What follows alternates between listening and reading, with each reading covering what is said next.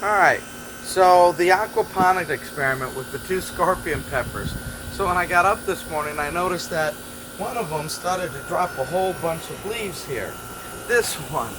And what I found out was that the bucket was just about out of water.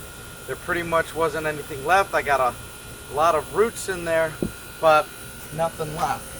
So that's why it started to drop leaves, and it's got little peppers and buds and stuff. This one was running out of water too, but I put water back in. So we had over this past week, 90-degree plus, almost 100-degree, even over 100 some days weather while I was gone. So the water doesn't last if it's got that kind of heat. You need to make sure we check these once a week because the water, even though it's closed out, the plant's using the water, a lot of it. So hopefully we saved at least both of them. Definitely that one looks pretty sickly, but we put water, got the fertilizer, we'll see what happens. Since we're here, two new additions to the garden is the moringa plant. It's more a tree, really.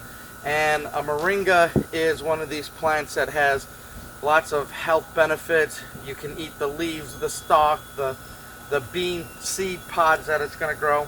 So we're going to try growing moringas, not as a big tall tree, but more as a bush. If you watch on YouTube, you can see it where you can grow it as a short tree in a bush. So I got two of those from a nursery in Florida, and we'll be planting our moringas later. As we go through here, somebody ate one of the cantaloupes, but I pulled one of them because it was ready. Now they're small. I've never grown cantaloupes before, so it was a kind of small, softball-sized cantaloupe. But we'll see if the plant can't grow some more cantaloupes here as we go through. Being the middle of June here now, the tomatoes, the cherries are still growing. There's some green cherry tomatoes. And most of these are indeterminate. So we should have some tomatoes continue to grow after that big harvest you saw earlier. Now the question will be, with the June and July and August heat, are these going to continue to grow? Are we still going to get production, or is the heat going to kill us and kill everything? But we'll see. Looks like lots of little green tomatoes. So when I was gone, these plants basically flowered. You can see all the yellow flowers and everything here. Look at these clusters of grapes. So looks good. I mean, like I say, this past week we had 100-degree weather, but we're watering. We'll get the fertilizer, and hopefully we'll have some successes. If you look down here at the turmeric, right? Turmeric's growing since the last couple weeks there. That all of a sudden came up. And of course the ginger root in the small buckets too are growing. So good on the ginger root. Now behind we got here some peppers, some yellow Hungarians. They're growing well. My sunflower seeds that got killed by the squirrels when the plants got too big, they climbed on them and broke them. So there's one. And two, they're going good. Replacements. I'm going to have to make sure that the squirrels don't climb those, so I can't put them by the fence. Now here is a cayenne pepper that is starting to, I believe it's a yellow, so we'll get some yellow cayenne. It's getting top heavy, so I had to push it back against the trellis here. Now behind, the beans have been disappointing. If you notice, the beans are growing. They're runner beans, scarlet reds and whatnot, and they're growing. But if you notice, they're a very pale green, and they just don't have that lush green leaves.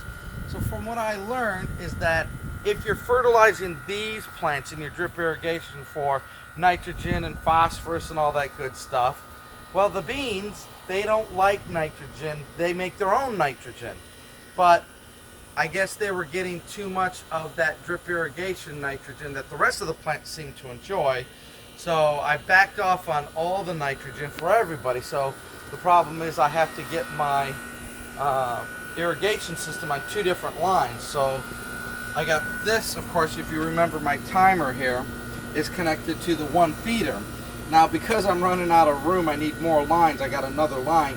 So anything that makes its own nitrogen and stuff like that, like the beans, I'm going to put on a separate line so that they get more water, less of the automatic feed that everybody else seems to like, and that way I'll keep them separated. That may be a good solution.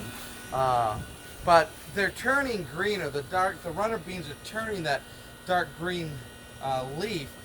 So they'll take over and do their own nitrogen, and I'll just feed them more with water. But that's a learning lesson. Like any of this garden stuff, folks, it's a learning lesson. You don't know until you try it, until you read stuff on YouTube and whatnot.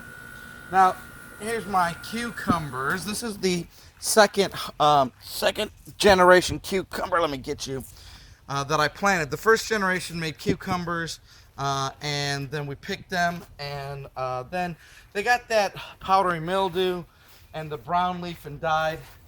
I threw another plant out here. It looks like it's kind of doing okay, but it's still a little sickly. It's just like my other cucumber plant over here. This is a second planting season of the cucumber.